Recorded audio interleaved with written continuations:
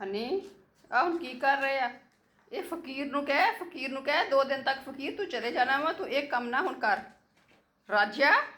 ਰਾਜਿਆ ਦੇਖ ਲਓ ਹੁਣ ਬੈਠਣ ਟਿਕਣ ਨਹੀਂ ਹੁਣ ਦਿੰਦੇ ਆ ਦੇਖ ਲੈ ਹੁਣ ਕੀ ਕਰਨ ਡਏ ਹੋਇਆ ਮੇਜ਼ ਦੇ ਉੱਤੋਂ ਨਾ ਇਹ ਕਵਰ ਸਾਰਾ ਉਤਾਰ ਦਿੱਤਾ ਮਾਰ ਇਹਨਾਂ ਨੂੰ ਨਹੀਂ